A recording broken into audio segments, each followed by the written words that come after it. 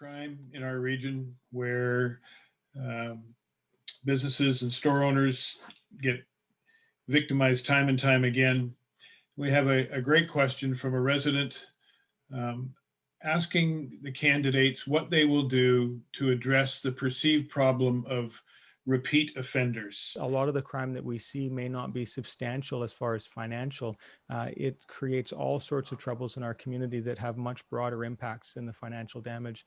So again, back to housing people and providing them the mental health supports they need so that they can get back on track. Harsher penalties.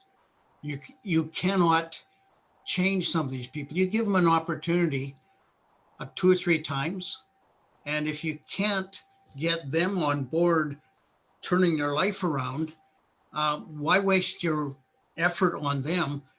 Try to help somebody else that's willing to accept help and work with you. We've seen an increase in aggravated assaults and assaults with a weapon in many of our communities since the NDP took office.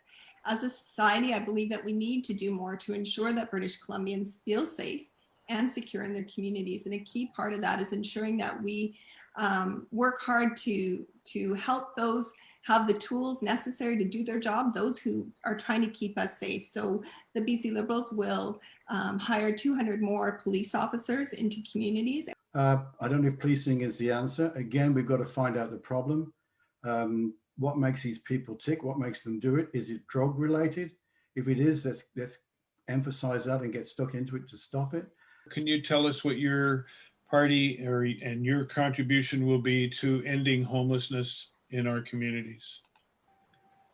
The BC Greens have a housing first policy where we want to make sure everyone is able to be sheltered and have a place for themselves. That will cost some money and it will take some time, but that's the direction we want to go. We also want to look at making sure that these people are, to get them off the streets, it's done humanely and with compassion. They are our children. They are our neighbors' children. And with compassion and love, we can help them the best way possible. Sending a police officer to handle a homeless person who's on drugs, it doesn't work. They're in uniform, they're wearing a gun. It doesn't matter how well trained they are, there's a disconnect there. I think the past government record on homelessness is deplorable. Every time, every single election we hear that we're going to do something about it, it's never been done. You see the people on the streets and you think first, a lot of people say to them, look at them sitting there, why don't they just get a job? Get a job. Having an interview, even when you've got a house and you're well dressed and you can shower, is traumatic enough. Can you imagine what it's like going to an interview when you live on the street and you've got nothing? It's virtually impossible for them to get work. What we really need is community support. We need to find out what's wrong with these people, why they get there. Everybody's got a story. Let's find out what that story is. I'll tell you this from firsthand. They don't need a handout. They need a hand up and to get their self-respect back. Then we can work on it. Some of these people, when left on their own, cannot manage.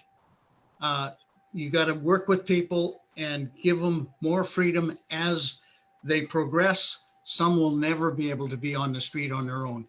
For drugs and alcohol, unless an alcoholic or a druggie is willing to accept help, there's nothing much you can do for them. We certainly have seen an increase in Parksville-Qualicum since the NDP government has come into power.